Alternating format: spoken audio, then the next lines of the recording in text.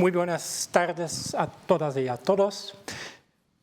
Seguimos con el programa de hoy y en primer lugar voy a presentar los dos profesores de esta tarde.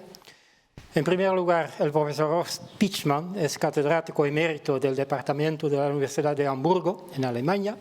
Es miembro correspondiente de la Real Academia de la Historia en Madrid y también de la Real Academia Hispanoamericana de Ciencias, Artes y Lenguas de Cádiz. Entre sus publicaciones recientes podemos citar Corona de Montezuma y Casa del Deán en Puebla, Herencias Culturales de la Humanidad de la UNESCO, y también El Sistema Comercial Español en la Economía Mundial, siglos XVII-XVIII. A mi izquierda está sentado el profesor Agustín Bermúdez Aznar, es catedrático de la Historia del Derecho de la Universidad de Alicante, es presidente del Instituto Internacional de Historia del Derecho Indiano y ha desempeñado los cargos de director de publicaciones de la Universidad de Murcia, decano interino de la Facultad de Derecho de la Universidad de Alicante, y durante más de 15 años fue director del Departamento de Ciencias Histórico-Jurídicas de la mencionada facultad. Entre sus principales publicaciones podemos citar los estudios sobre los territorios de las coronas de Castilla y Aragón, en segunda línea de investigación, ha versado sobre las instituciones administrativas, penales y procesionales de Indias en los siglos XVI y XVII. Profesor, usted tiene la palabra.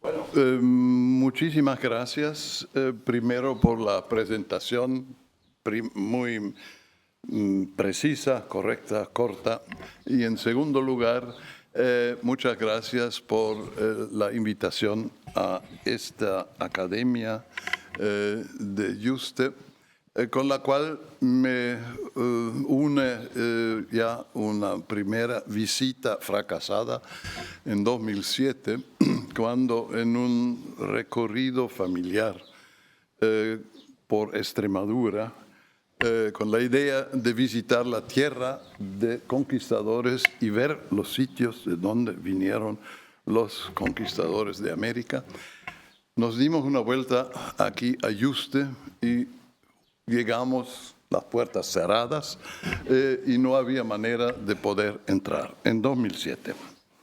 Y una segunda experiencia me ha hecho cambiar un poco el problema, la entrada al tema. En 2003-2004 ocupé en México una cátedra rotativa del Servicio de Intercambio Académico Alemán, el Deutsche Akademische Austauschdienst, en la UNAM y en el Colegio de México.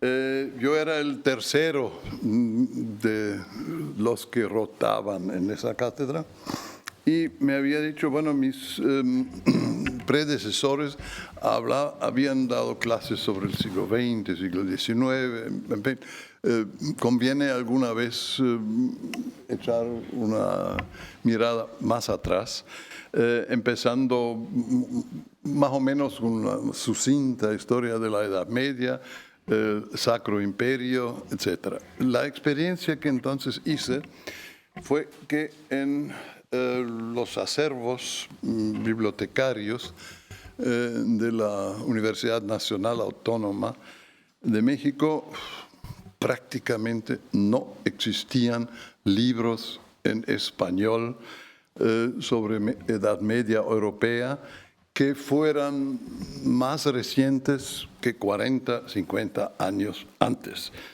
El único libro que encontré que todavía algo trajo de Alemania era una publicación traducida en España en 1942, que después se había también editado en México y retraducida, reeditada como 50 años después. Por lo demás, viendo las famosas Historia General de España y de América, los 25 más volúmenes, pues Edad Media hay mucho, pero si el sur de Francia todavía, y si acaso hasta la Île-de-France, París, pero más allá, Edad Media no existe. De manera que me tuve que inventar una especie de curso básico. Algunas de las afirmaciones sobre el Sacro Imperio que se hicieron esta mañana me han hecho cambiar el plan, volver a este discurso, este curso básico de aquel entonces. Porque, por ejemplo, hemos hablado de lo que Carlos V, después de la muerte primero del padre y después del tío, iba a heredar.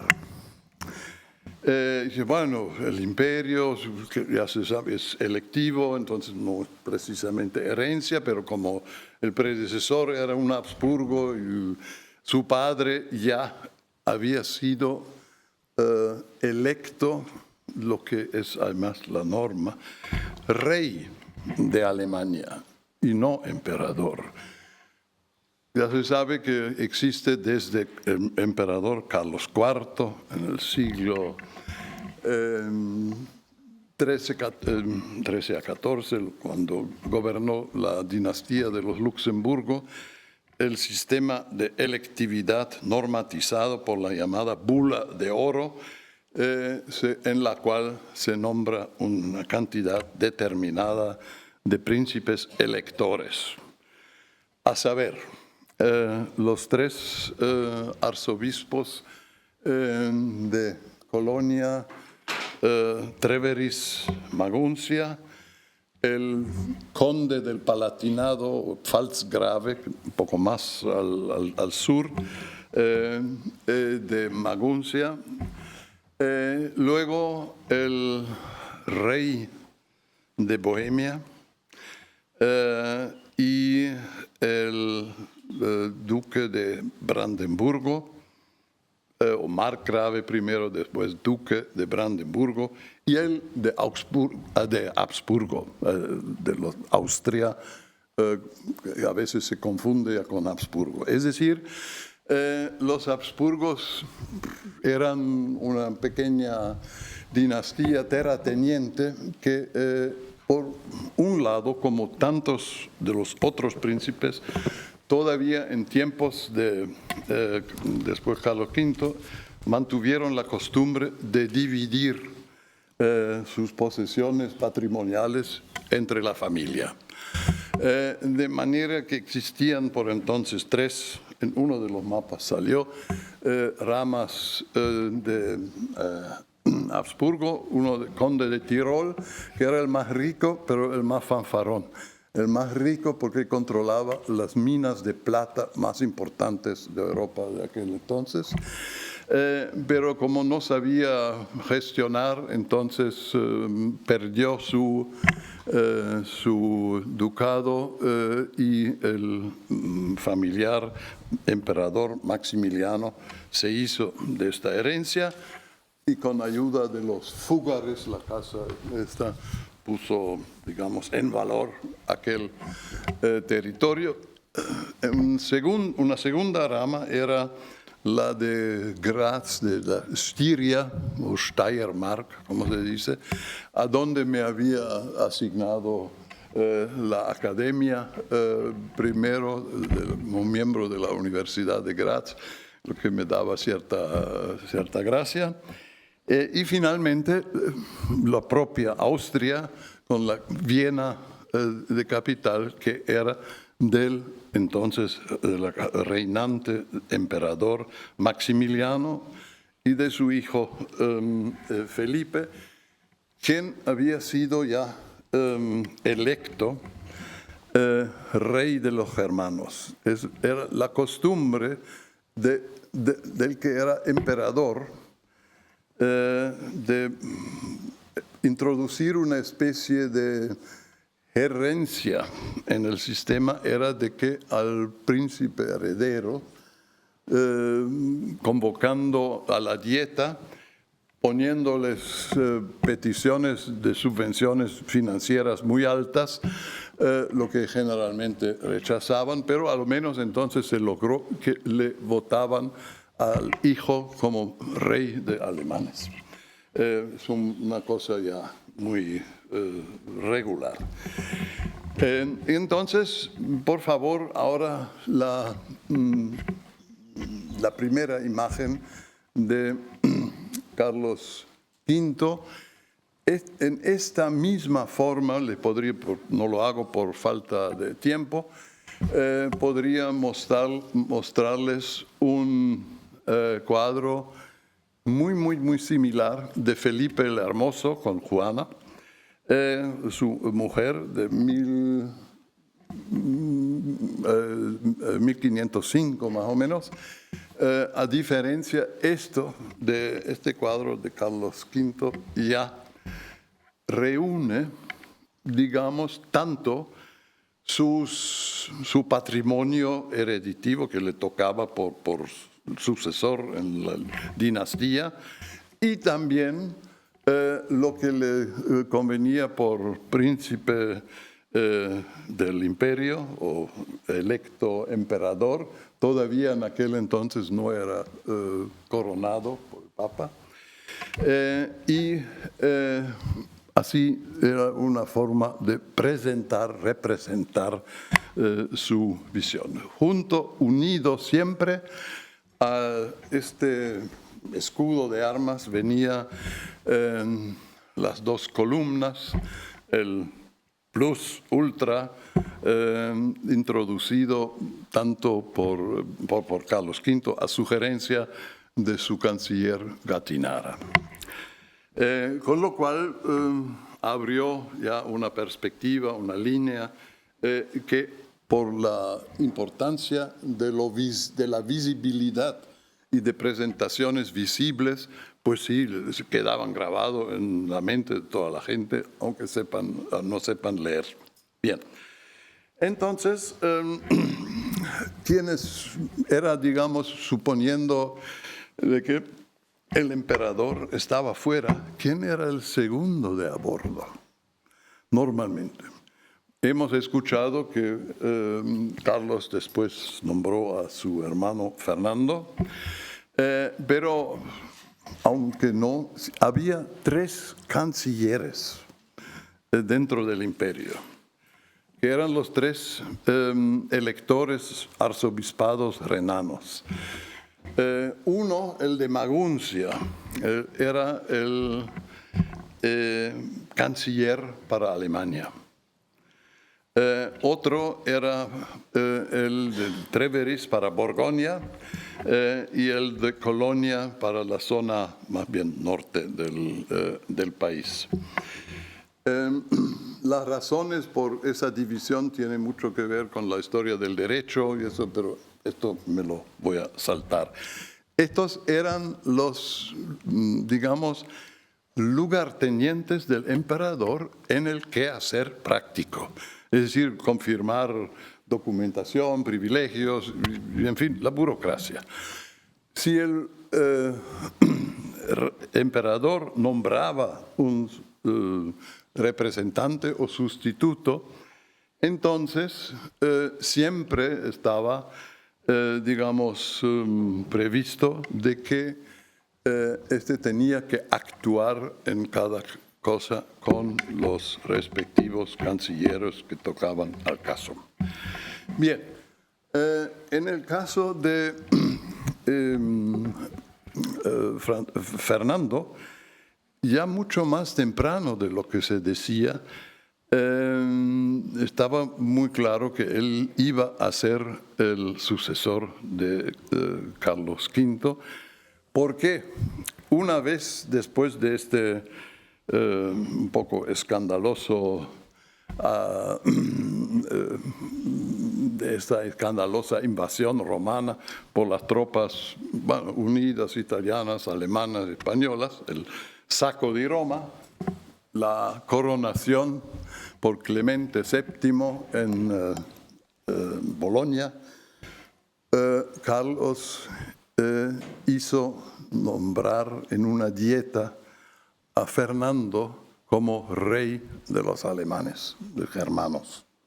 Con lo cual estaba previsto que él iba a ser el sucesor, por más problemas que hayan tenido.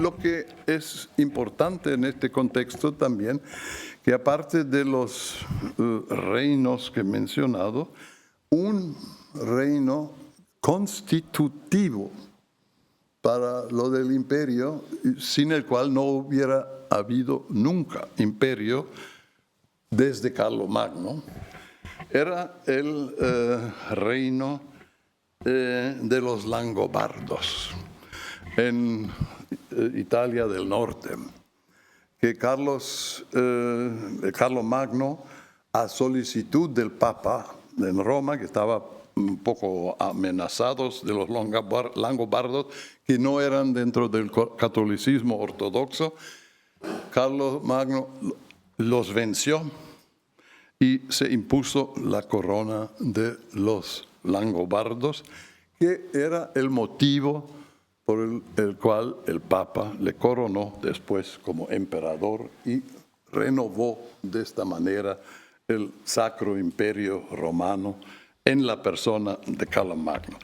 Después ha tenido una trayectoria un poco complicada, pero tenemos que tener en cuenta de que los emperadores tuvieron ya problemas en el siglo XIII con la continuación, entre el Papa había problemas y surgieron dinastías, digamos, secundarias, que tuvieron muchos problemas, tanto los Wittelsbach primero, luego los de Luxemburgo también eran puros intermediarios, y los Habsburgos una vez en el siglo XIII también, pero en el momento del que nosotros nos interesa, Carlos V iba a ser recién el tercer emperador en línea continuada.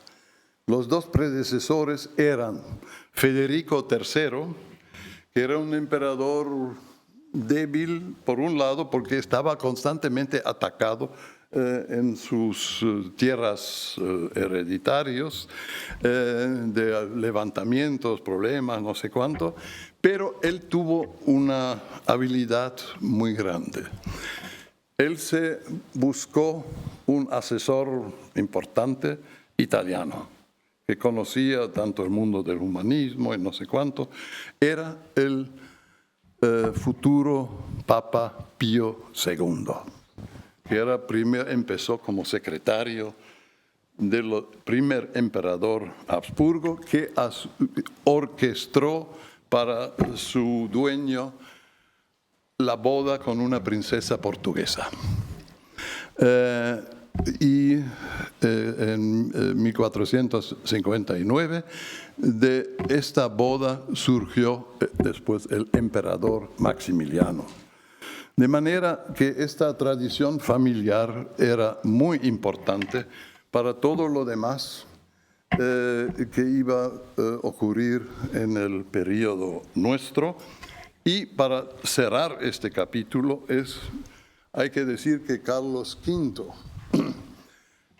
en Bolonia y con duras penas después del saco de Roma, fue coronado emperador por el Papa como Dios mandaba, y era el último, porque cuando Carlos divide su imperio entre el hijo y el hermano, el reino de los langobardos, en el término Milán, parte de la Toscana, recibió Felipe II, lo cual hubiera significado que cualquier emperador electo empezando con Fernando, para poder hacerse coronar en Roma, debía pedir permiso en Madrid si se le permitía con su corte, una cosa, ir a Roma para coronarse, movilizaba 1.000 personas fácil,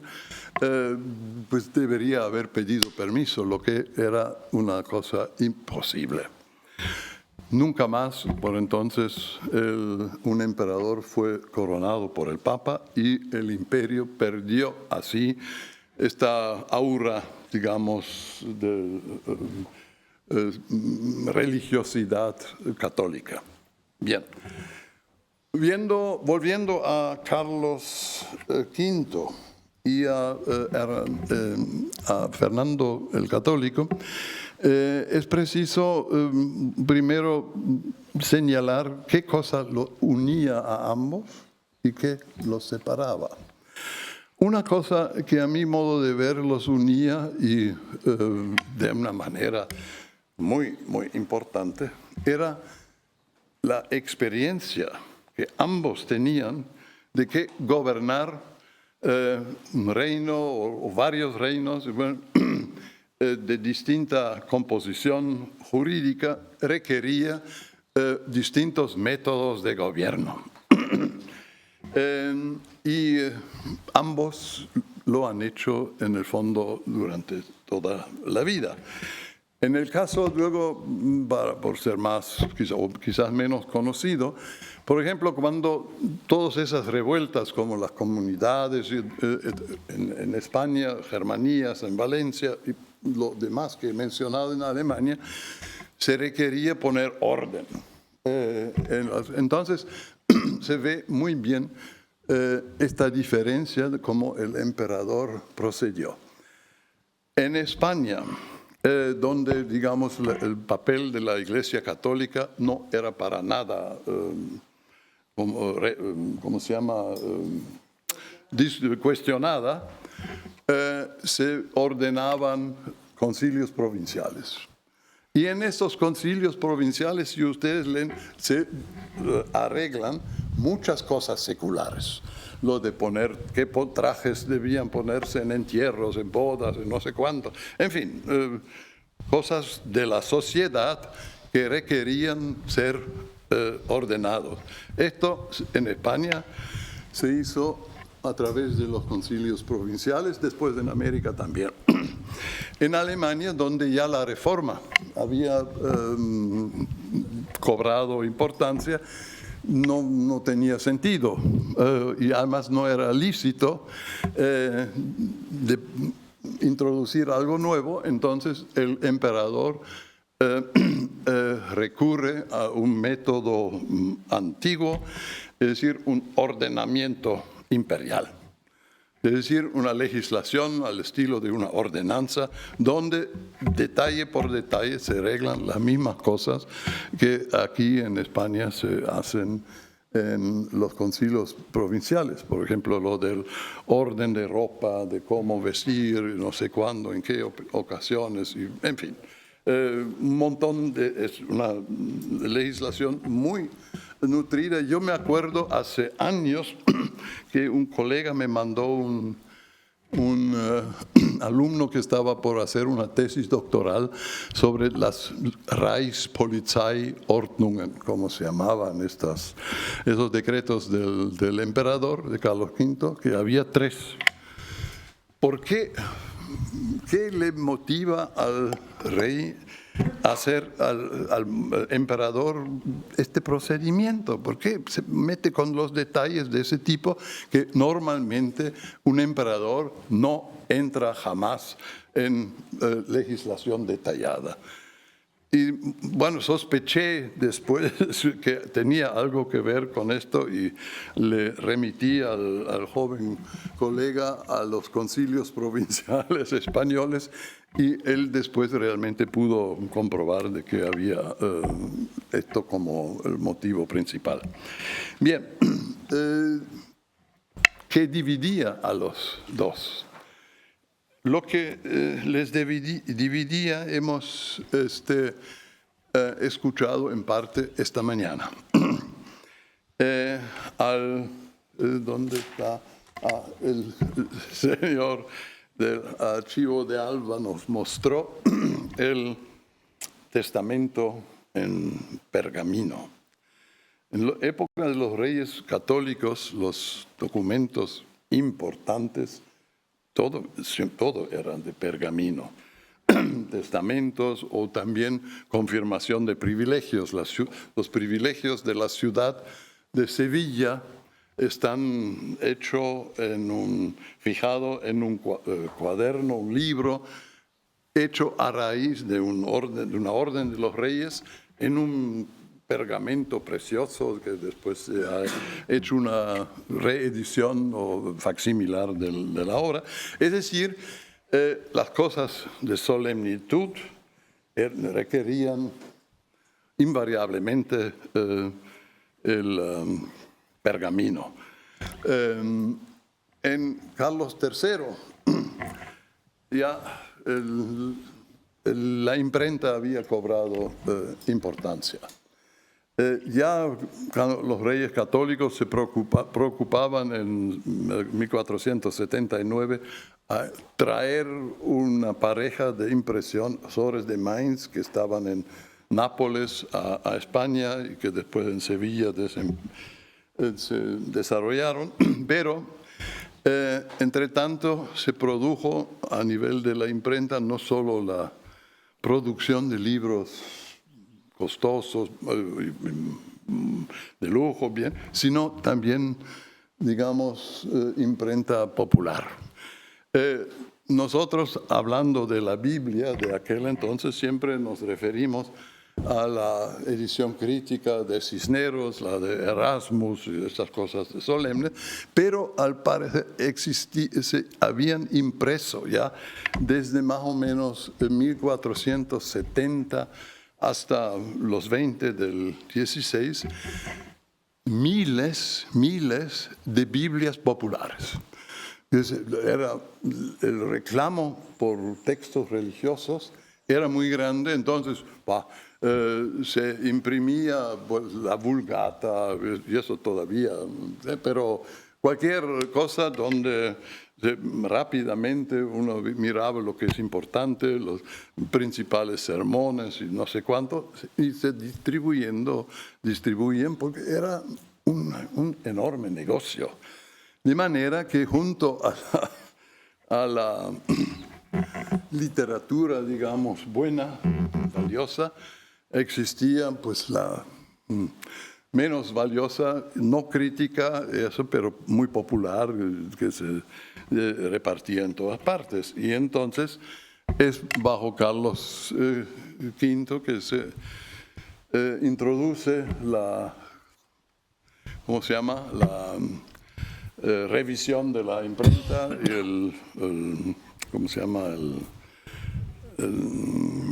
este texto, los libros prohibidos, el índice. Sí, el índice de libros prohibidos. Muchas gracias. Esto era una medida, bueno, se ha discutido mucho sobre tolerancia, no sé cuánto. Era una medida muy necesaria y práctica para los gobernantes de aquel entonces para mantener algún control, y como había esa corriente de adivinanzas y de, qué sé yo, cometas que se vieron y que el fin del mundo próximo y todo ese tipo de cosas que circulaba, era necesario de tener cierto control sobre la imprenta. Tanto más que, más tal vez que en España, en al norte de los Alpes había una gran cantidad, digamos, de profetas autopromocionados. Yo recientemente estuve cerca de Würzburgo, en un pueblo, donde había un caso muy espectacular de un, ¿cómo se llama?, pastor que cuidaba carneros. Sí, un hombre muy simple, pero los pastores en aquel entonces tocaban la flauta, la música, y hacían en las fiestas populares también música. A este le dio de predicar sermones y de que pronosticar un mejor mundo y no sé qué. Y él logró en el transcurso de un verano, con esas predicaciones en una zona de Franconia bien poblada, que los fines de semana le llegaban como 70,000 individuos de la zona para ir a escucharle a predicar. Total que el obispo de Würzburg, que era el más cercano, le mandó 40 soldados y se llevaron al fulano, y después le cortaron la cabeza y se acabó. Esto era una forma, digamos, hoy diríamos no muy elegante, pero pues así como era la situación, tampoco podía permitirse, digamos, de que esto prosperara. Así que la necesidad de un control era evidente también en cosas religiosas, y esto conviene recordar que era antes de Lutero, bastante antes. Y cuando después viene este fraile agustiniano o agustino con sus primero las tesis que metió en la puerta de la iglesia ahí de Wittenberg, en una ciudad universitaria, que se propagan en la misma, como aquel pífano de pueblo, esto todavía más, con la imprenta, entre tanto, tuvo una enorme divulgación y causó en el fondo una revolución social. Lo de los órdenes, por ejemplo, los mendicantes, un grupo de órdenes muy importantes, se deshicieron prácticamente. Todos se abandonaron los conventos y no sé qué. Yo recuerdo que una de las primeras medidas de Carlos V, cuando había entrado en tiempos de la comunidad aquí, era de pedir a los dominicos de Salamanca, de San Esteban, un grupo de frailes dominicos para enviarles al convento de Colonia, importante, porque era del centro de la orden en Alemania, porque también la historia del gran filósofo medieval ahí, total, se nota en la reacción de los gobernantes de que la suma alarma que proponía estas cosas, que justo se agravaban después de la muerte de Fernando el Católico.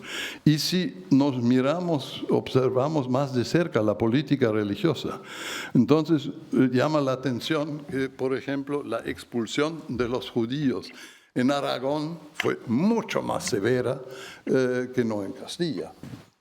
De suerte que podemos sospechar de que el problema religioso le era muy consciente al rey católico.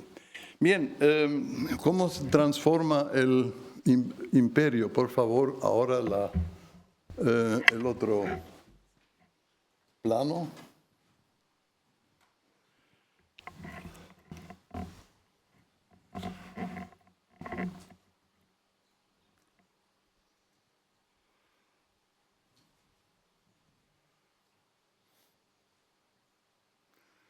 Este es un mapa que me ha costado encontrar mucho esfuerzo, porque es el único que he encontrado que muestra en un mapa mundial las zonas del imperio portugués y español, sobre más o menos mediados del siglo XVI.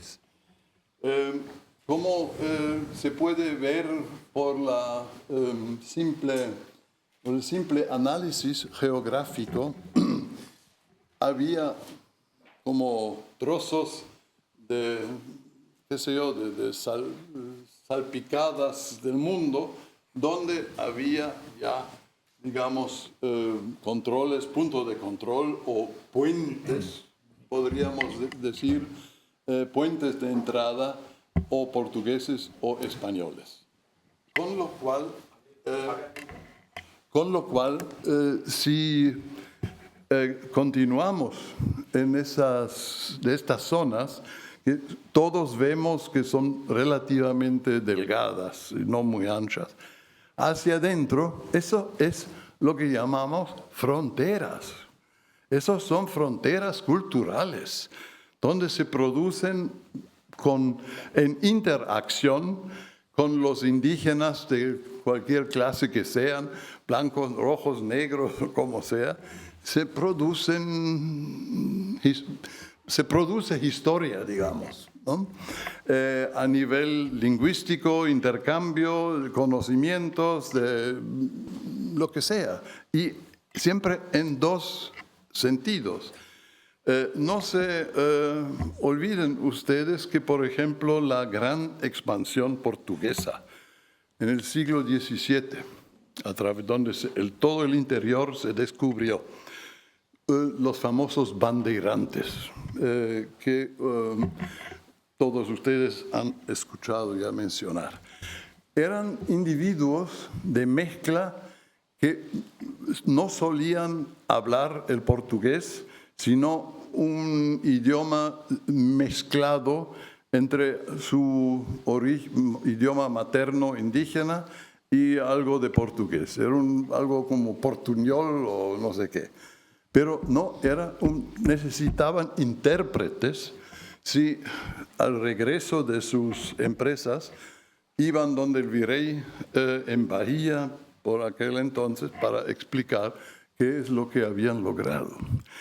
Y en el caso de España, el Imperio Español solo era mejor y más controlado en los dos únicos casos donde los españoles habían conquistado imperios indígenas, en México y en el Perú, y habían aprovechado la infraestructura de estos imperios indígenas para poner su imperio y su control, su dominio. Y estas zonas son las que conocemos como los grandes los grandes momentos de la misión de las órdenes mendicantes, porque eran indígenas de cultura, que tenían incluso en México escritura y métodos de recordar, los quipus o no sé cuánto. Es decir, que existen élites indígenas con los cuales podían hacerse rápidamente trasvases organizados y que después, gracias al haber recibido el reconocimiento de su estatus social, ya sea como nobles indígenas, etcétera, fue reconocido, se prestaron a colaborar. No olvidemos un detalle. En el gobierno de Carlos V, la política de colonización en América se hizo de acuerdo, pero absolutamente de acuerdo al método romano en la Galia, de Julio César. Las zonas ocupadas de algún grupo étnico indígena, habitada con poblaciones grandes o ciudades, etcétera, fueron organizados como lo de Galia. Se ponían en sitios céntricos ciudades de españoles, con un cabildo español, en fin, reservado a España. Poco al lado, las otras zonas, se montaban ciudades indígenas con un cabildo indígena, y estos cabildos indígenas tenían el mismo derecho municipal que del de Sevilla, con la particularidad de que, como en Sevilla, nobleza podía entrar en el cabildo. En estas ciudades indígenas también la nobleza podía entrar en los cabildos indígenas. Esta particularidad de la política americana de Carlos V realmente se descubrió recién en los últimos 10 años, cuando después de una larga labor de investigación se publicó en México este atlas de la doctora Dorothy Tank de Estrada, donde van registrados todos los municipios indígenas según su estatus jurídicos, etc. Es decir, desde entonces se nos ponen nuevos retos de investigación, porque ahora tenemos que plantearnos por qué esta política, que en el fondo era tan relativa moderna como la romana en Galia, produjo resultados de otro tipo en el caso novohispano. Con lo cual, en vez de poder darles soluciones, quisiera a los alumnos incitar sobre todo a preguntar ustedes por su cuenta por qué esto y lo otro, y seguir leyendo e investigando estos temas. Muchas gracias.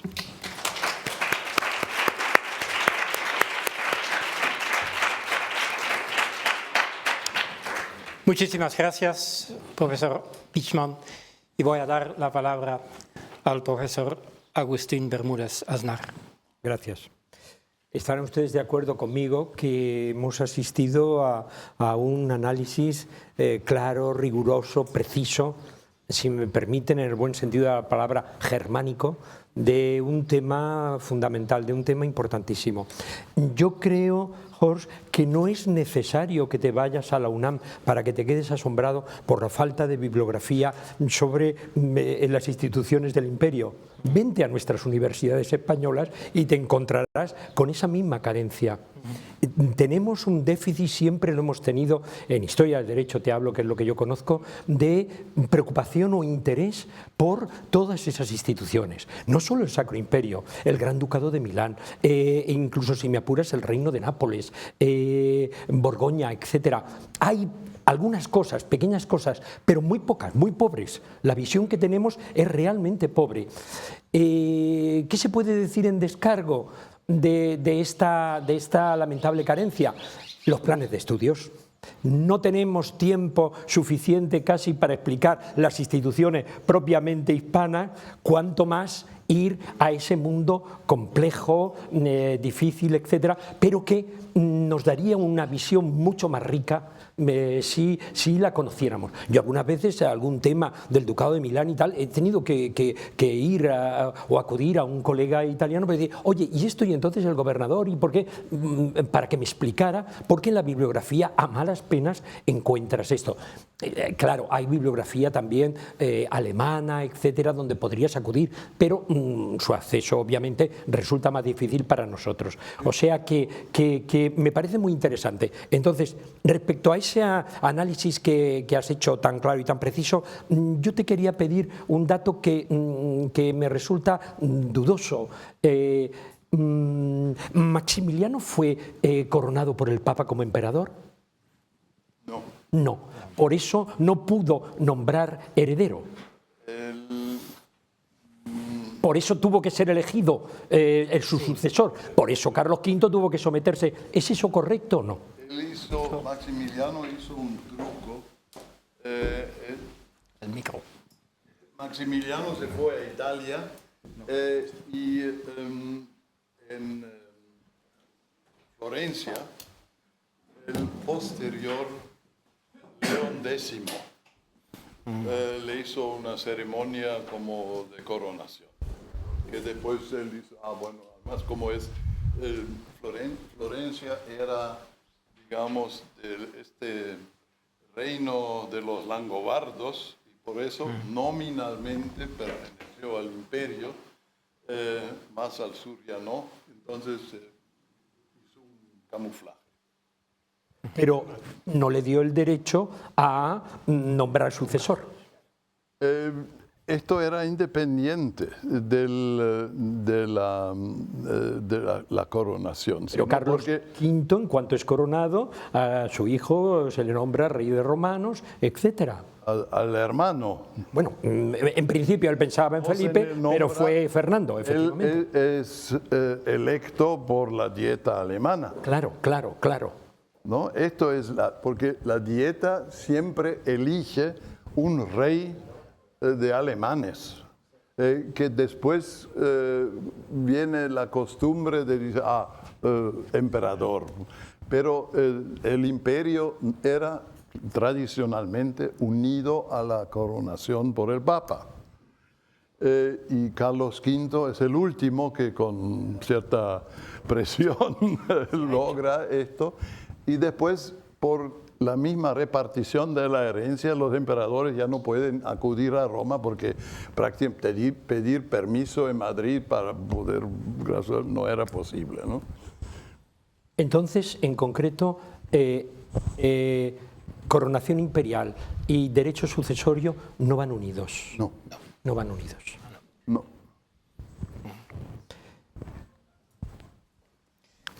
Luego... Sí, no. Luego te quería preguntar o sugerirte que nos dieras tu opinión sobre un tema que sé que dominas, que controlas muy bien, que lo creo muy interesante y que hace al caso de la conceptualización política de la monarquía española. Quizá hay un equívoco, se habla de monarquía constantemente, pero desde un punto de vista jurídico eso es un concepto vacío, no tiene ningún sentido. No hay ningún documento oficial en el cual los reyes, no solamente en este siglo XVI, sino en el siguiente, firmen como el monarca español. No, es rey de Castilla, de León, de Toledo, de Galicia, de Sevilla, de Córdoba, de Jaén, etcétera, etcétera, etcétera, de unidad soberana territorial una tras otra. Por lo tanto, el concepto monarquía es un concepto, como ustedes saben, es un concepto que hace referencia a una palabra griega que es gobierno de uno. Y es una forma de expresar la unidad de gobierno en un todo plural, en esa monarquía compuesta, según la célebre y afortunada expresión de John Eliot, que se consideraba que podía ser la monarquía española. Pero no es un concepto estrictamente jurídico. Aparte de eso, yo creo que quizá durante el periodo de los Reyes Católicos no sería correcto aplicar ese término. Y me lo planteo con Carlos V. Y yo considero que tampoco, que sería fundamentalmente con Felipe II. Que con Felipe II es cuando se consolida el concepto o la terminología de monarquía universal de España e Indias, que pasa a ser como, diríamos, la nominación oficial que se da a la entidad política, ya no es imperio, y que a partir de ahí va a pervivir. Me gustaría conocer tu opinión al respecto. Bueno, quiero recordar en primer lugar este trabajo de Ramón Carande, un clásico de la historiografía española, que dice que el concepto de España como unidad nos viene proyectado desde el exterior, porque en el exterior se empieza a hablar de España. Y bueno, es lógico porque cuando las guerras de reforma en Alemania y después más que nada en la guerra de 30 años, hay muchos soldados españoles con los distintos tercios y ejércitos que andan por ahí, que pasan por Alemania y más o menos en torno de los 50, 1550 y tantos, se descubre en las fuentes un rechazo en amplios sectores de la población contra la tropa española. Tanto, bueno, lo de no hablar el idioma, de vivir sobre la tierra porque están mal pagados, entonces, en fin, todo lo que es. Esto se convierte en un término más bien negativo en Alemania. La recepción en España, pues creo que es diferente. En Castilla y en Aragón, no, como si pensando todo el jaleo con Antonio Pérez,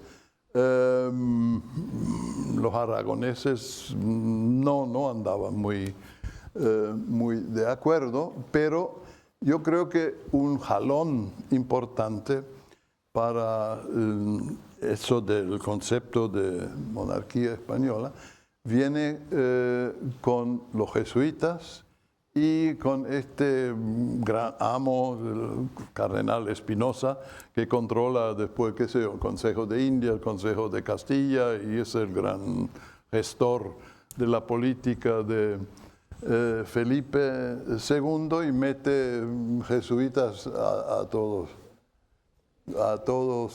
Bueno, sobre todo en un periodo de los 70, este hombre ha tenido un impacto muy fuerte. Y en aquel entonces viene la idea. Y lo que es más, ahora hay esta gran serie de historia del ejército, tanto Marina como de la Secretaría de Defensa. Ahí se ve que en medida creciente, mientras en época de Carlos V había casi más españoles en Alemania, y alemanes tal vez con suizos en Italia, pero no en España, luego pasan más alemanes por España para ser enviado, qué sé yo, a presidios mediterráneos o en lo que sea, para no hablar de la famosa batalla de Lepanto, y eso, pues, la cosa empieza a invertirse. Desde entonces, todo lo alemán, incluso bajo el emperador Fernando, es calibrado en función de Madrid. Hasta que los dos de los infantes están mandados a Madrid para ser educados en España, que vienen a ser además después dos sucesores de Fernando, bueno, hijos y sucesores que no quieren nada que ver con España. Maximiliano II, que es más o menos protestante, aunque formalmente no lo puede ser, y después el otro que se pone ahí en Praga, lejos, ¿cómo se llama? Rudolfo. Matías también. Matías muy poco tiempo, pero recién cuando la dinastía de Estiria, con Fernando II en el 17, digamos, hereda el imperio, entonces la alianza con España se hace cada vez más estrecha nuevamente. Y ahí es ya con el Rey Planeta, y, en fin, todo el discurso del 17 que encontramos entonces, ¿no? Gracias. Vámonos a las Indias. Sí.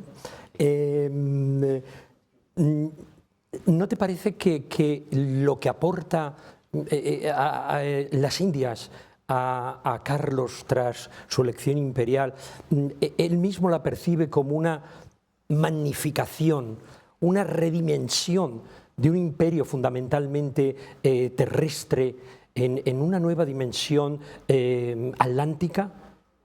Por ejemplo, el dato, parece ser, creo recordar, y yo creo que tú tienes algún artículo al respecto, el uso que Carlos hace de la célebre corona de Moctezuma. como manifestación exótica ante el mundo europeo, porque él parece ser que permite el que sea vista, expuesta públicamente, etcétera, de ese exótico y novedoso mundo. Ya no es un Estado más europeo, es un mundo completamente ignoto, distinto, que magnifica y totaliza, entre comillas, universaliza, entre comillas, su propio imperio.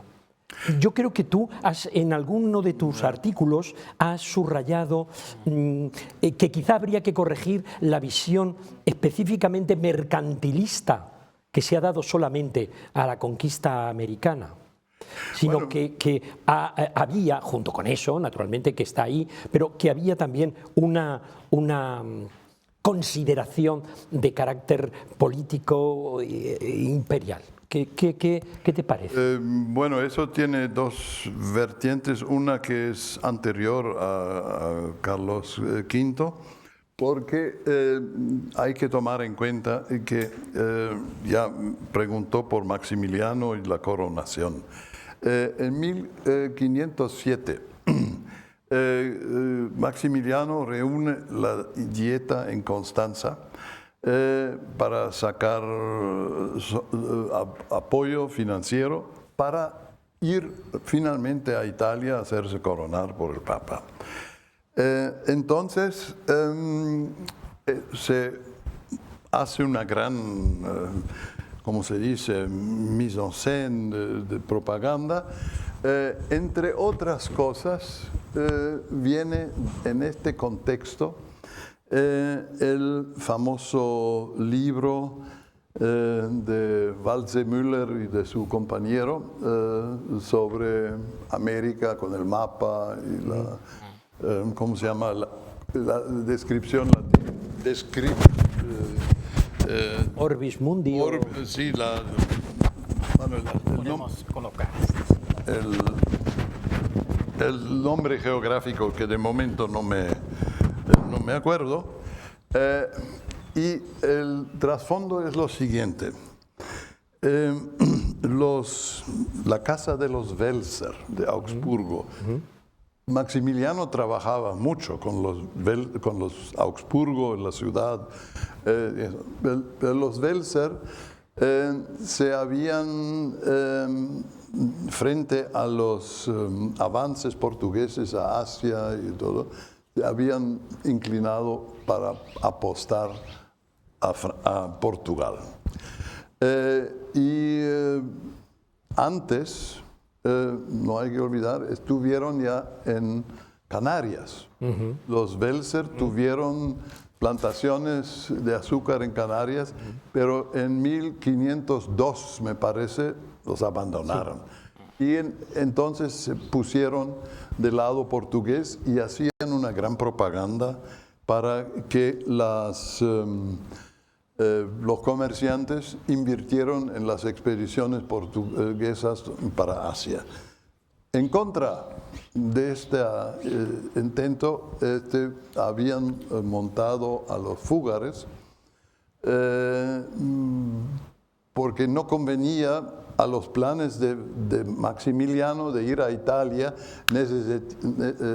tener el aporte, no convenía con Portugal, a pesar de que era de origen portugués, sino con España, porque esto encajaba mucho más con la política del momento. Entonces de ahí sale esto del escrito, del texto de América, y lo que es más, si uno mira de cerca, el núcleo de donde viene todo el tramado, es la Universidad de Friburgo, que es la universidad habsburga por excelencia en aquel entonces, porque esa zona es del patrimonio propio de Maximiliano, y el rector de la universidad en aquel entonces era confesor de Maximiliano. Entonces, y los dos autores eran alumnos de este. Hay un tinglado cortesano bastante bien para explicar por qué Portugal tuvo ese avance, pero después la situación cambia. En primer lugar, la inversión portuguesa se pone cuestionable y los comerciantes alemanes de hecho cambian. Es esto posterior, con inicios de Carlos V, que la calle de los alemanes de Sevilla, al lado de la Giralda, pues se va poblando de alemanes y ¿cómo se llama? Una de las casas son los primeros de enviar productos a Nueva España y de invertir en el comercio novohispano, mandar una imprenta, no sé qué. Es este momento muy corto, muy poco después de la conquista, que Carlos hace la exposición del tesoro azteca en Bruselas, pero en un momento donde está muy bajo presión en Alemania por la reforma, en Italia políticamente, en España con Germanías más los comuneros. Entonces es una especie de actitud para atraer más atención, más propaganda. No hay que olvidar, por ejemplo, que en Bruselas el pintor Durero, que ya por entonces era protestante de Nuremberg, vio esta exposición de tesoro y escribió las cosas maravillosas en el relato de su viaje. Así que tuvo mucha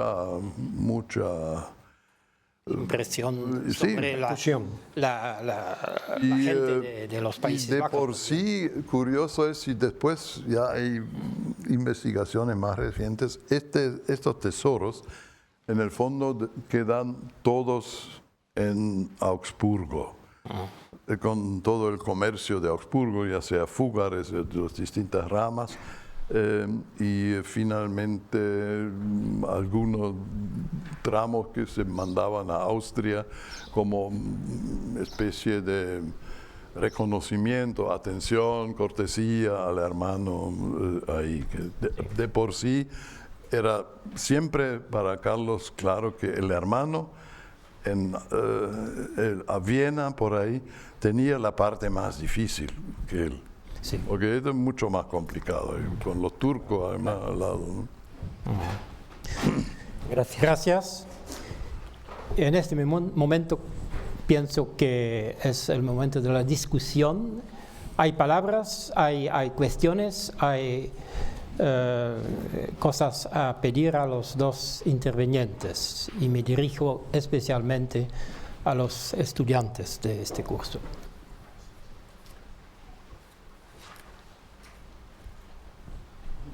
Sí.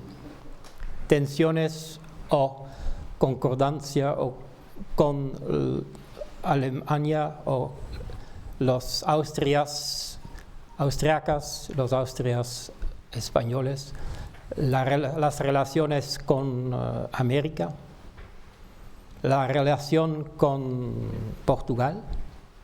Sí, señor. No, yo un poco, ¿me oye? Un poco hablar de lo que habíamos visto antes. Carlos V lo que ve en América es un filón, es decir, un dinero que le viene sin ninguna dificultad y que le permite, lo que hablábamos esta mañana, llevar a cabo toda una política europea que es la que le interesa. O sea, él ni ve que va a tener un imperio de imperios, ni que va a ser... No, es que Carlos V está absolutamente focalizado en esa herencia europea y utiliza América como una vía de incorporación de un dinero que realmente, además, lo que tú has dicho hace un momento, es decir, ¿dónde queda toda esa riqueza? Los Führer, los Welser, todos estos se llevan la riqueza de América. Vamos, yo es que lo tengo clarísimo. Es decir, por eso digo que no está de acuerdo. No está de acuerdo aquí. Pero que Mira, yo esta mañana lo hablaba con no recuerdo quién y estábamos diciendo una cosa. Yo solamente digo una cosa. Alguien que vea Viena, París, Londres y que vea Madrid, con eso no tienes nada más que decir. Madrid es un pueblo. Yo soy de Madrid, ¿eh? Madrid es un pueblo. ¿Y cómo es París? Todos los que han tenido imperio, además el ser humano, las sociedades reflejan en sus ciudades la economía, igual que la gente, los comunes, en la casa, los hombres en el coche, pero bueno, las mujeres no. Pero es decir, y no tiene nada que ver cómo es Madrid, o sea, simplemente es un pueblo. Y tú ves París, ves Berlín, ves todos los que han tenido imperio han reflejado en sus ciudades la riqueza que ha llegado a expuertas. Y además, fíjate, en España también tienes un ejemplo. ¿Cómo es Barcelona? Es una ciudad burguesa con una riqueza enorme del siglo XIX. ¿Cómo es Madrid? Es un pueblo. Tiene una zona un poco burguesa, que es el barrio Salamanca, una zona que ha desaparecido, que es la Castellana, donde estaban los palacios de los nobles, y punto. Tú mira Barcelona, es que no tiene nada que ver. Y España, Madrid fue capital 400 años de un imperio. ¿Dónde está ese dinero? ¿Se puede contestar? Bueno, ya con esto. Bueno, en primer lugar hay que decir que los grandes tesoros americanos más o menos se descubren 1550. 1542. Bueno, pero si se ve en conjunto Zacatecas, Potosí, San Luis Potosí, Tasco, Huancavelica es como para poner en función el asunto y tarda hasta los 60 hasta que el patillo, el sistema empieza a dar los grandes resultados. Pues en el fondo hay un bache donde en cuanto a las riquezas, en época de Fernando se saca bastante de las islas del Caribe, pero que lo tiene repartido en sus secretarios, López de Conchillos y como siempre se llamaban. Carlos V después hace un esfuerzo para quitarse encima toda esta tribu. En la correspondencia con sus gobernadores, sobre todo con su hijo, se expresa, digamos, de una forma muy, muy drástica. Carlos V como gobernador, tanto después del caso de la supuesta rebelión de Cortés, y después de los encomenderos, y más aún de lo de Perú, le ha subido tan a la gorra a Carlos que en sus instrucciones ni lo menciona. Y se limita, se siente ofendidísimo con esto, se limita a exponer su política que conviene que hacer con los indios americanos al caso mexicano, porque ahí se cree menos ofendido que en el Perú, donde le mataron al virrey que él nombró. Así que es difícil de decir. Bueno, Madrid de por sí no era gran cosa en aquel entonces, pero tampoco el Escorial fue una empresa muy barata, me imagino. Un monumento, pero en su momento Carlos IV se arruinó la salud viajando por todo el país, a cuesta de caballo, todo, día y día, no sé cuánto, pues bueno, esto no debe haber sido muy agradable. Mientras Felipe bien, se pone este palacio ahí, se siente en el centro y convierte así España en algo visible a lo largo de Europa. Hasta entonces, claro, en época de Carlos, que viajaba por aquí y llevaba siempre... Hay que ver este cuadro, o los cuadros, de este grabador alemán Weiditz, quien en 1529 vino de Alemania, Augsburgo, a la corte y dejó una serie de dibujos de los trajes y de tipos, y entre otros también de los moriscos, de esclavos, de cómo se transportan los caballos en los barcos y el montaje de la corte, cuando la corte se traslada de un lugar a otro, estos enormes carros llenos de papeles y tonterías que andan arrastrando por el país. Pues esto debe de haber tenido su coste también. Sí. Así que, y en fin y al cabo, hay junto al Escorial una ciudad que deja bastante ver de las riquezas, que es Sevilla. Profesor, Sí, tiene- yo quería... La Sevilla histórica. ¿Sí? Yo quería hacer una postilla jurídica simplemente. muy breve. Un día los reyes reciben a un señor llamado Colón que dice, bueno, yo creo que hay unas tierras que tal y que cual, quiero hacer una empresa de descubrimiento y tal, ¿les interesa? Bueno, bien. ¿Cuánto puede costar? Tanto. ¿Qué me va a dar usted? Bueno, pues le voy a dar el título de virrey, de almirante, de gobernador, administración, etcétera, etcétera, etcétera.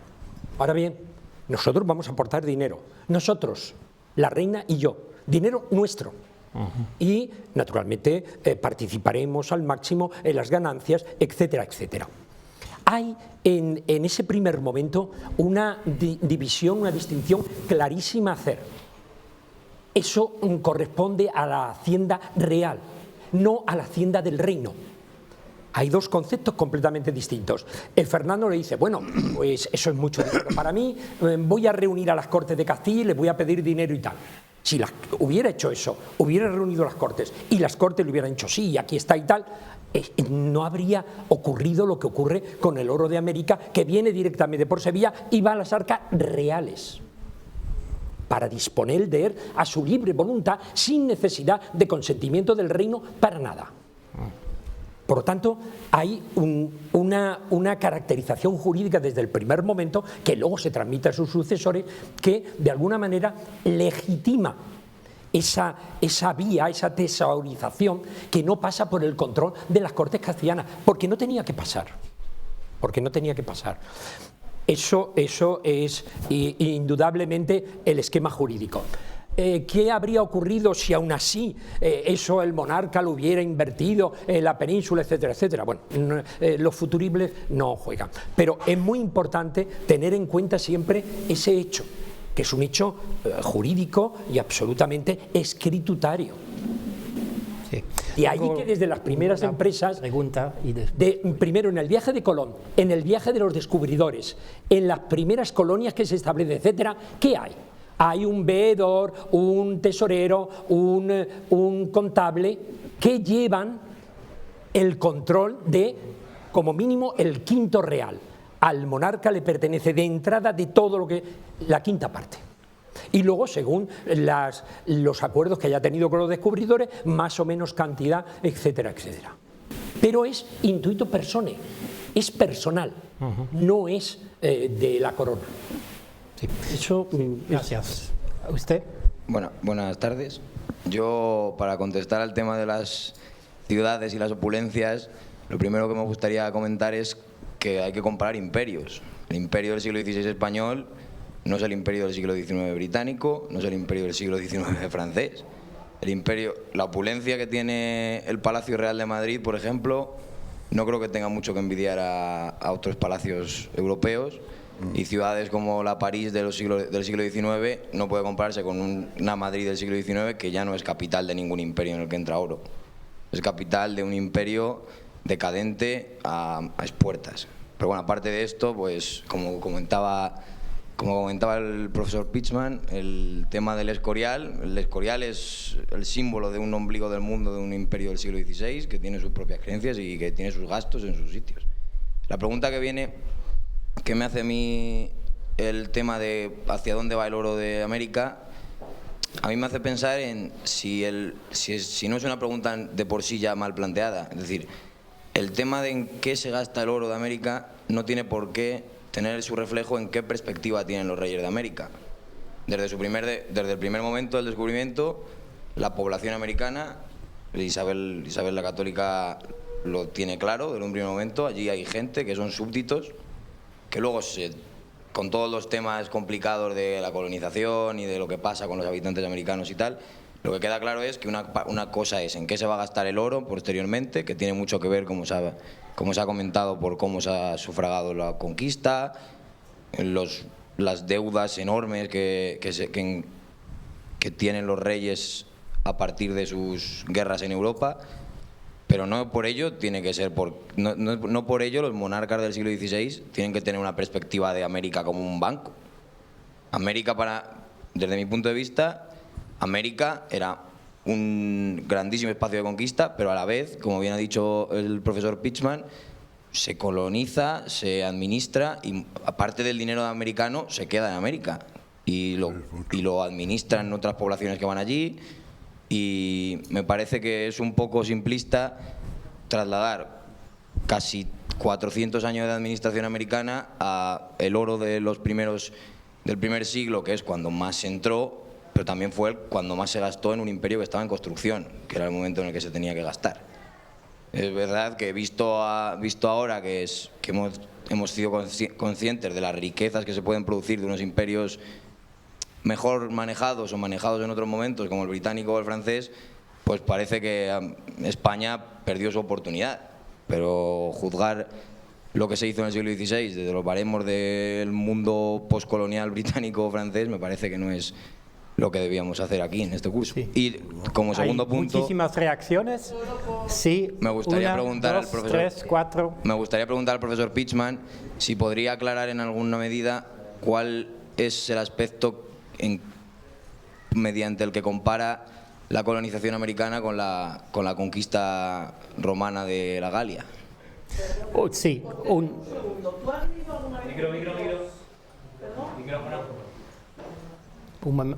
momentito, sí. Y después hay comentarios de usted. Sí. ¿Has leído alguna vez un juicio de residencia? Sí. ¿Y has visto dónde se focaliza el interés? ¿Dónde se penaliza? ¿En qué aspecto? ¿En los fiscales? Es decir, ¿tú crees que no le interesa a la corona que América sea, vamos a ver, un banco? Yo lo he puesto para traducirlo. Cuando lo que más le interesa en un juicio de residencia, que es fundamental, los juicios de residencia lo van a tener todas las autoridades en Indias. Si están 3 años, si están 5 años, depende del tipo de cargo que tenga. Y lo que más se focaliza es en el aspecto fiscal, es decir, que no hayan robado, y es ahí donde se le penaliza. Hombre, si te parece que no lo consideran como un banco, ¿eh? ¿Usted?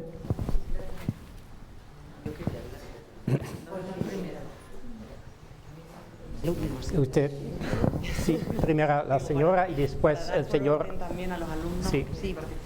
Sí, bueno, al hilo de este pequeño debate que se ha generado, yo también he de decir que cuando el profesor Pitchman ha comentado lo de la empresa americana desde el punto de vista meramente económico, pues claro, enseguida también me ha saltado a la mente pues una serie de memoriales, una serie de documentación, sobre todo del periodo final de Carlos V y de Felipe II. Y mi reflexión al hilo de ya lo que está aquí debatiéndose es el siguiente. Sí que es verdad que lo que yo he trabajado últimamente, Carlos V, o al menos respecto a Carlos V, en sus escritos, en lo que yo he trabajado, y se refiere a una parcela muy concreta de documentación, él no transmite o él no habla de esa empresa americana, son sus obreros. Es decir, son quienes están en el otro lado del océano, quienes están haciéndole continuamente ver al monarca y sobre todo a Felipe II que la administración, que sería aquello que tiende al control de este imperio que se está generando con la incorporación de América, no se está llevando en los términos que le convendrían al rey, porque están poniendo en tela de juicio continuamente que no está administrando suficientemente bien en función de los intereses de la corona. Y esos intereses, vamos, lo que yo he leído, quizá a lo mejor por eso lo someto a criterio y juicio del profesor Pichman, esos intereses yo los interpreto meramente económicos, porque no veo otra razón de ser cuando están cuestionando, por ejemplo, temas de minas, temas de explotación de otro tipo, o sea, de fuentes afines. Entonces, que sí que es cierto que hay distintos periodos, que sí que es verdad que hay que contextualizar, pero que yo veo que el rey Carlos V quizá no es muy consciente del imperio que se va a generar, tampoco de las riquezas que le van a llegar, pero que hay una disparidad entre los intereses de los obreros y los intereses del rey. ¿Cuándo se unen esos intereses? Pues yo creo que tiene que pasar mucho tiempo para que el rey se dé cuenta de que verdaderamente ha perdido una oportunidad única para llevar a término una buena administración que le hubiera reportado, bueno, pues lo que en un primer momento pues se esperaba. Sí. Lo someto a su criterio. Gracias. Y el alumno detrás, sí. Yo sobre todo quería destacar un poco mi idea sobre el plano de las ideas o de las ideologías, lo que dice el profesor Agustín, ¿no?, acerca del tema de que Carlos interpreta a América como eso, una redimensión, como una parte más del imperio, y que como tal va a gobernar, va a administrar y va a imponer ahí unos dominios. Yo veo que acierta por completo. Que luego es verdad que no debemos perder de vista que, claro, el momento concreto en que Cortés realiza toda la conquista, pues le viene de perlas en el ámbito mercantil, en la cantidad de dinero, ¿no?, que va a sacar de ahí, le viene de perlas al emperador. Porque bueno, en ese momento además estaba afianzando el imperio, va a pagar un montón de cosas, va a pagar, tiene todo el tema de la elección, primero tiene que ser elegido emperador, luego mantiene un montón de cosas, le viene estupendo. Pero no hay que perder de vista que la idea, es decir, en el plano de las ideas, la idea que él tiene es esa. Si no tiene la idea de un imperio con una redimensión de lo que tiene en Europa, lo está disimulando muy bien. Que luego va a chocar con una realidad que le va a impedir consolidar un imperio, como luego, en épocas muy posteriores, como ha apuntado el compañero, ¿no?, van a ser el imperio británico o el imperio francés, vale, de acuerdo. Pero verdaderamente creo que Madrid, pues no voy a entrar si una ciudad o no es una ciudad, pero si no fuera por la existencia de este imperio, no podríamos hablar de la Madrid actual. Gracias. Otro alumno que... sí, la profesora. Sí, gracias. Yo creo que no necesito ponerme de pie porque se me oye bien, ¿no? Sí. Bien. Sí. Yo quisiera... Yo quisiera retomar una de las ideas claves que a mí me parece que el profesor Pichman exponía esta tarde, cuando él mencionaba que entre Fernando y Carlos V había una serie de temas y aspectos de unión y otros de desunión. Voy a ir a los de la unión porque me parecen fundamentales en la Europa del siglo XXI. Gobernar reinos, territorios, virreinatos, esa diversidad de sistemas políticos y territoriales en la Europa del siglo XVI es muy complicado. Es decir, lo que se llama o llamaríamos hoy en día en Europa gobernar la diversidad. Claro, empecemos a pensar cómo desde una entidad supranacional que se llama Unión Europea se gestiona la diversidad de naciones que hay al interior de la misma, que de momento vamos por 29, ¿no? Bien. Yo no digo que la dificultad de Fernando fuera tan grande, pero tenía su gran dificultad el encontrarse con esa diversidad de reinos que unificar o que generar criterios de unidad a la hora de poderlos gobernar. Ese es un problema que tiene Fernando y que hereda Carlos. Solo que a Carlos se le aumenta el problema porque se le aumentan los territorios y por lo tanto el problema de la gobernanza, como se llama hoy en día, es muchísimo más complejo en la Europa de Carlos que en la península de Fernando, creo yo. Es más complejo el problema de la gobernanza para Carlos que para Fernando. Ahora bien, ¿cómo se administra criterios que faciliten esa gobernabilidad en territorios y con poblaciones disímiles? Yo diría diferenciadas. Yo diría que tenemos cristianos, que tenemos judíos, que tenemos moriscos. Tenemos todo eso. Claro, a mí me venía a la mente cuando Horst nos ha invitado a pensar en la política religiosa de Carlos V, yo no me voy a meter en ese tema porque yo voy a hablar de la de Fernando cuando me toque, pero no en la de Carlos, que es muy complicada. A mí me venía la idea siguiente. Fíjense qué curioso que cuando en la población indígena de América, los nativos americanos, los amerindios, se plantea la cuestión del bautismo y se plantea y se cuestiona por qué los franciscanos bautizan en masa. ¿Y por qué? ¿Y qué justificación tiene? ¿Y qué validez tiene ese bautismo? Curiosamente, Carlos se encuentra con ese problema cuando tiene que bautizar a los moriscos de las Germanías, 1522, 1521. ¿Qué pasa con esos moriscos? Que les obligan a bautizarse y les hacen ir a Gandía a bautizarse, los meten en las iglesias y los moriscos se bautizan porque son vasallos de su majestad y tienen que ser como los cristianos bautizados. Y se ha acabado contemporizar con un modelo de vasallo que no es cristiano, porque no está bautizado. Bueno, es decir, que aquí hay que aprender de la herencia de Fernando. Fernando va a aceptar el bautismo en masa de los franciscanos como forma de entrar en una comunidad cristiana, de cuerpo cristiano, si queréis suprapolítico, pero sí confesional, que es una herramienta que unifica a los territorios. La confesionalidad va a unificar a esos territorios. Es una herramienta que se va a jugar como instrumento de poder, lógicamente, para unificar poblaciones. Europa es una Europa cristiana la que tenemos, ¿sí o no? Bueno, yo creo que sí. Lo cual no significa que no sea diversa, cuidado. El hecho de que haya tenido sus raíces cristianas no significa que vayamos en contra de la diversidad y de la pluralidad. Lo complicado y el reto que tiene Europa es cómo gobernar la diversidad, ya sea étnica, ya sea religiosa, pero cómo gobernar la diversidad. Entonces, bueno, todas estas problemáticas que nos unen con el pasado, lo que nos hacen ver es la complejidad de construir una Europa común, creo yo. O sea, si de algo nos sirve la historia es para reflexionar de todas esas complejidades que tiene la gobernabilidad o la gobernanza de territorios múltiples y cambiantes, porque efectivamente van cambiando. Quizá mañana, cuando hablen de la variedad poblacional que tiene la América y de la dificultad que tiene para integrar en nuestros territorios, bajo nuestros sistemas políticos que imponemos, que llevamos de Castilla, y nuestro derecho indiano, veamos todavía más la dificultad que tiene. Carlos tiene suficiente con Europa, porque tiene que hacer frente a Lutero. Y ese es un tema que le lleva toda la vida. Sí. Yo le dejo ahora el micrófono a quien le interese. No, sí, hay dos alumnos que quieren. Ya no. Sí, puede. Muy breve, que quiero dar la palabra también a los alumnos. Después la última vuelta yo, ¿o cómo hacer? Bien. Sí. Sí, yo quiero hablar en relación a lo que usted ha dicho sobre, estoy de acuerdo con usted en que América no es tan expoliada como se ha dicho por España, porque lógicamente América está siendo explorada y esas exploraciones hay que costearlas.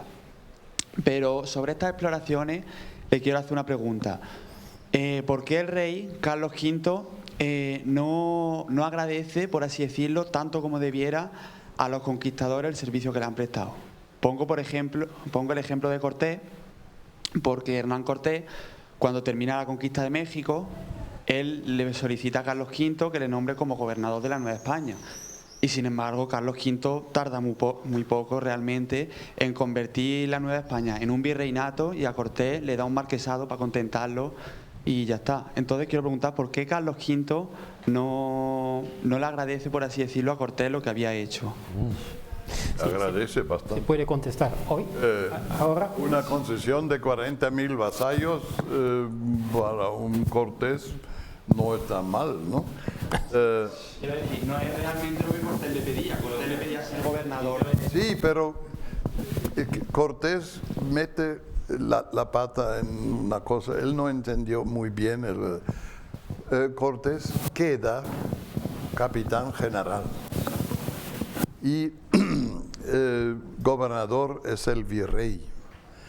Y recientemente, hace 2 años, hay una tesis sobre cómo los primeros virreyes desde Mendoza empiezan lentamente a gobernar el terreno. Entonces, el primer virrey, Mendoza, logra más o menos, Cuidado, sí. logra más o menos el control sobre el Valle de México, nada más. El segundo virrey, Velasco, primero, más o menos logra gobernar los valles de Toluca, bueno, el de México, el de Toluca y el de Puebla. Pero Cortés, en todo este tiempo como capitán general, gobierna todo lo demás. Esto es porque el sistema de la política de Carlos en estas es muy astuta, es decir, para poder gobernar hay que tener primero la posibilidad de gobernanza. Mantener estable este Cortés con 40.000 vasallos bien repartidos en una zona bastante clave, como después se resultó, va a mantener la cosa, mientras tanto los otros empiezan. Pero es recién el Velasco II, a fines del siglo, que controla políticamente lo que hoy en día llamamos la Nueva España. Y nada más. Sí. Y otro detalle, Muy breve. solo hasta el siglo XVIII, hasta el Marqués de Croix, es el primero que rompe el esquema. La rutina y el, digamos, simbolismo de entrada de un virrey a la Nueva España es, él llega en el barco, que no lo manda el nuevo virrey, la armada pues tiene su almirante, etcétera, como siempre. La armada llega a Veracruz, el virrey desembarca y es recibido con los honores de un capitán general por la tropa de Veracruz puesta en orden. Y entonces, pues ahí rinde los honores a, qué sé yo, la fortaleza y todo lo demás, y después de descansar un par de días se pone en marcha a caballo. Cuando vienen después los viejos, que ya son achacosos, les permiten irse en coche hasta un tramo, pero va en caballo subiendo al altiplano para desembocar primero en Tlaxcala. Y obligadamente entra a caballo, por más achacado, le suben al caballo para que solo pueda entrar a Tlaxcala a caballo. Después lo reciben los indios, danzas, en fin, es como la reproducción de la conquista en época de Cortés. De ahí se va a Huejotzingo, Cholula, Puebla, y después prepara la entrada a la capital, donde después en la audiencia le entregan el sello. Y recién en este momento empieza a ser virrey. Hasta entonces es nada más capitán general. Un breve comentario y la última pregunta. ¿Sabe por qué razón ocurre eso? Aparte de lo que ha explicado el profesor Pichman, por desconfianza política. Se tiene el temor de que un hombre tan ambicioso y con tanto poder y con tanta capacidad como es Cortés dándole excesivo honores, etcétera, pueda constituir a la larga una burbuja autónoma de poder propio que choque contra el propio poder real y que entonces obligue a una intervención militar y tal. Manera de evitar eso, reconocerle lo máximo posible, tener lo más contenido posible, pero frenado. Sí, gracias. Porque la audiencia lleva el nombre el Senado. Y ahí tiene el paralelismo con Roma. El emperador Augusto gobierna con el Senado, aunque sea superior, pero el Senado es importante. Y aquí se repite. Sí. La última. Yo les quería comentar tanto a los profesores Pichman como Bermúdez y a usted también, profesor Jansen, en qué términos creen que se puede concebir la política exterior de la monarquía. Es decir, si, digamos, se puede concebir a lo largo de los quizás 100 años, ¿no?, que dura el poderío de la monarquía hispánica en Europa, si se puede concebir en términos de lo que hoy conocemos con el nombre de Realpolitik, o si impregnan otros caracteres. Y respecto a eso, es interesante que parece como que la monarquía en todo momento, en esos 100 años, digamos, de auge hasta Westfalia, pues permanece un poco como a la defensiva, ¿no? Un poco a la expectativa. No fortifica América ni el Caribe hasta que llega... No. América es bastante fortificado. Sí. Pero en muchos aspectos es verdad que permanece a la defensiva. Por ejemplo, en Holanda, en Alemania, digamos que cuando entra en la guerra de los 30 años lo hace un poco como vagón de tren, ¿no?, de Viena, ¿no?, de los Habsburgo de Viena. Entonces quería preguntar que un poco a raíz de lo que dijo la profesora Martínez de la dificultad de gobernar en diversidad, ¿no?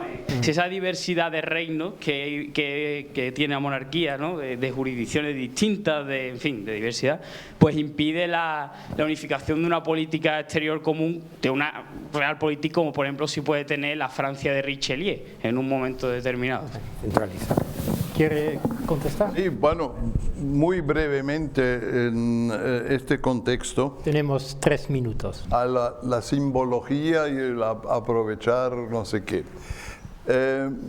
Carlos V es el único gobernante de ambas zonas, imperios, quien tiene un documento en su favor que es único. Está sentado con su gran financiero, Jacobo Fugger.